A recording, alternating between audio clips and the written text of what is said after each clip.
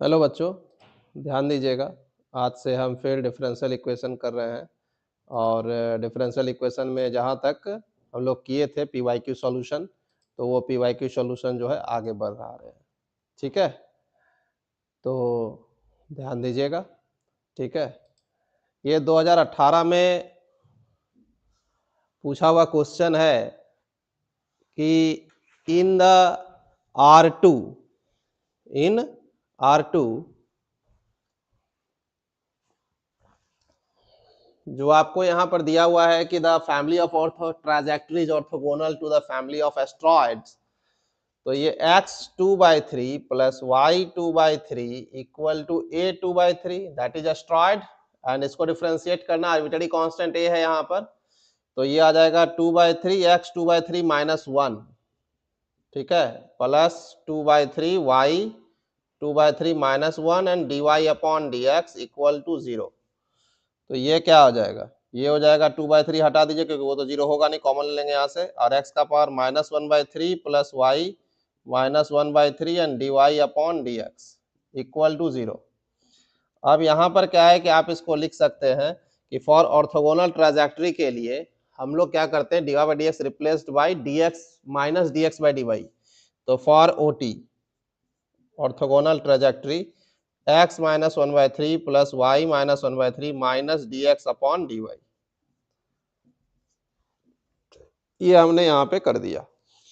अब क्या है जरा ध्यान दीजिएगा, ये हो जाएगा x माइनस 1/3 dy प्लस, या माइनस हो जाएगा यहाँ पे, minus y minus 1/3 dx equal to 0। अब यहाँ पर क्या है कि ये x है तो 1/x 1/3 है dy, और माइनस है तो 1/y 1/3 है dx इक्वल टू 0। इसको सॉल्व करेंगे तो ये हो जाएगा y 1/3 dy और माइनस यहाँ पे x हो जाएगा 1/3 dx इक्वल टू 0। अब जब इसको इंटीग्रेट करने जाएंगे तो इंटीग्रेट करने पर ये क्या आएगा, तो ये अपने पास आ जाएगा y 1/3 plus 1 y 1/3 plus 1 minus x 1/3 plus 1 और 1/3 प्लस 1 इक्वल टू c। ठीक है, वो भी आपको माना लिखने का कि हम यहाँ पे लिखें तो आप लिख सकते हैं 1/3 प्लस 1 बाई 1/3 प्लस 1। ठीक है, यहाँ ये कांस्टेंट लिए अपने मन से ले लिए।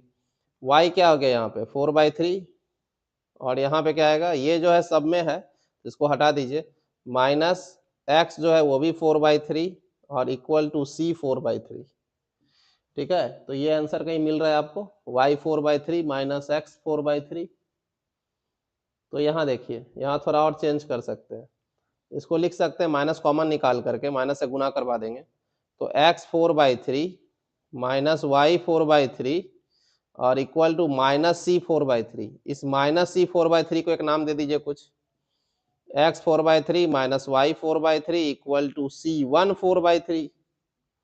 क्या दिक्कत है, ठीक है। तो इसका मतलब इसका आंसर क्या हो जाएगा, इसका आंसर हो जाएगा बी नंबर, इसका आंसर क्या हो जाएगा, बी नंबर। ठीक है, x 4/3 minus y 4/3 and c 4/3। ठीक है, तो ये हो गया बी नंबर ऑप्शन, यहाँ पे आपका इसका जो होगा वो आप टिक लगा सकते हैं, वो सही होगा, दैट इज द बी। ठीक है, अब हम लोग आगे चलते हैं। जरा यहाँ देखिएगा, ये जो है क्वेश्चन 2018 में पूछा हुआ है, ये yx भी the solution of the differential equation ये दिया हुआ है, dy by dx plus y equal to fx है, x greater than equal to 0 है, y 0 पे 0 है, और कह रहा है क्या कि fx ऐसा है।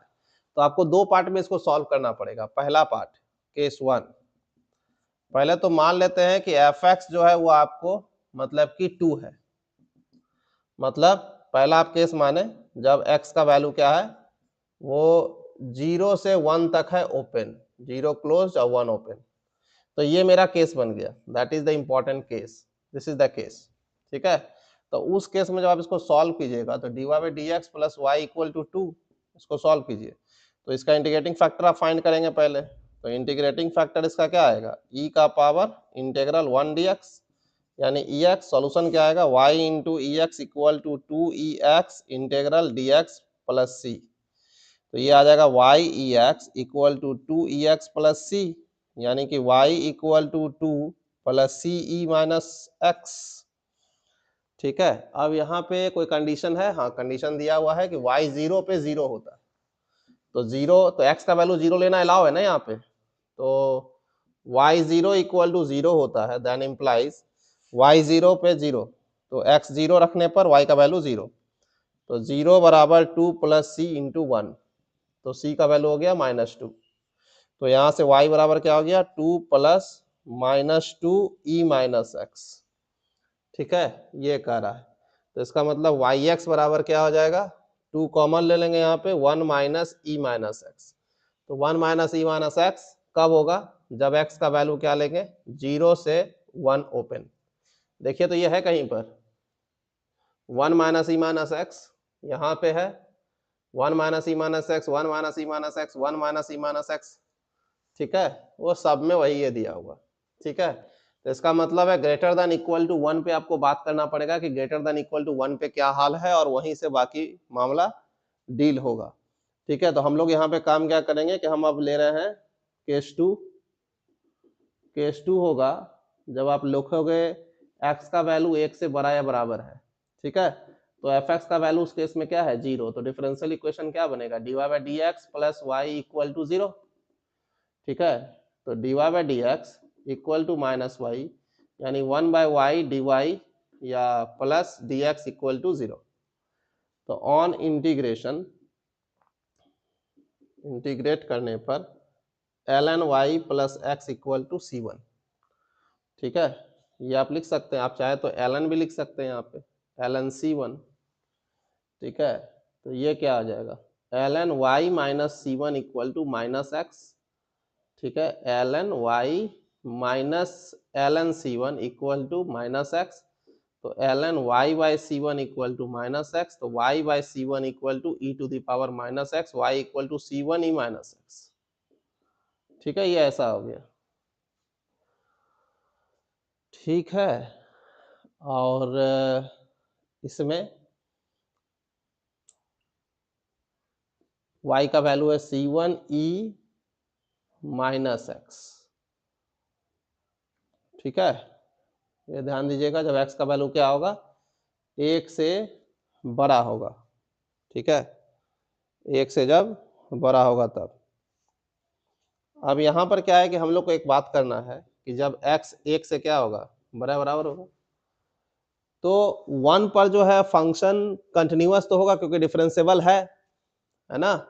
जो आप yx निकाले हैं उसका derivative dy by D x exist किया है ना, dy by D x y का जो वैल्यू निकला उसका dy by D x value दे रहा है जब x का वैल्यू 0 से 1 तक है। ठीक है, 1 से बड़ा या बराबर है या 1 पर है, तो गारंटी है कि y का dy by D x exist किया।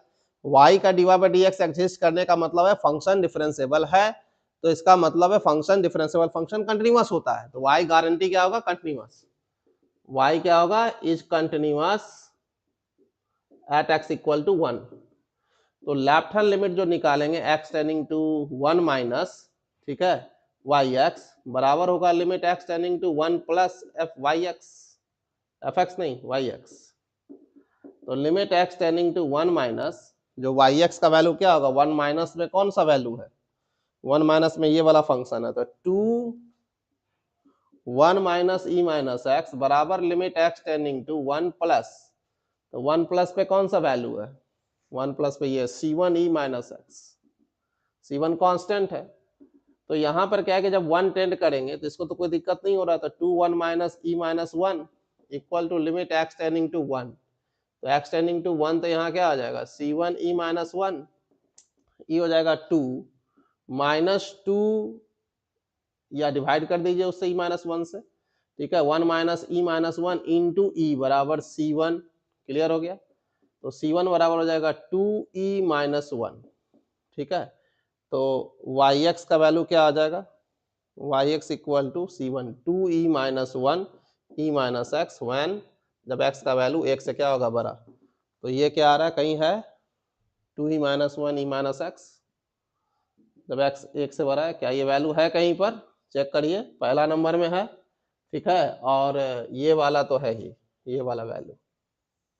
ठीक है, तो इसका मतलब है क्या कि हम लोग को यहाँ पे आंसर क्या आ जाएगा ए नंबर ऑप्शन हो रहा है। ठीक है, तो ए नंबर जो है वो आपका आंसर हो जाएगा। ठीक है। ये हो जाएगा आंसर ए नंबर।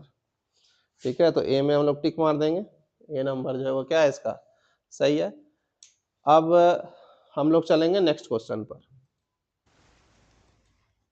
अब ध्यान दीजिएगा यहाँ पे जो नेक्स्ट क्वेश्चन आपके पास है उसमें कह रहा है इंटीग्रेटिंग फैक्टर फाइंड करने के लिए। ठीक है, और इसमें जो हम लोग को इंटीग्रेटिंग फैक्टर फाइंड करना है वो इंटीग्रेटिंग फैक्टर बताना है कि किस पैटर्न पे है। यहाँ एक्स एच दिया हुआ है, मतलब एक्स का पावर 2 एक्स का पावर क्यूब। तो हम एक काम करते हैं, यदि इसको इंटीग्रेटिंग फैक्टर होना होगा, ठीक है, हम एक अनुमान लगाते हैं। तो एक्स एच जो है, if x H is an integrating factor, यदि ये इंटीग्रेटिंग फैक्टर है तो गारंटी है देन इसको गुना करने से एग्जैक्ट बन जाएगा। X H Y plus 1/3 X H Y cube plus 1/2 X H plus 2 dx plus 1/4 X H plus 1 plus X H plus 1 Y square dy equal to 0 is exact. ये एक exact differential equation अपने पास होगा। ठीक है ना, इसमें कोई issue नहीं है कि एग्जैक्ट नहीं होगा।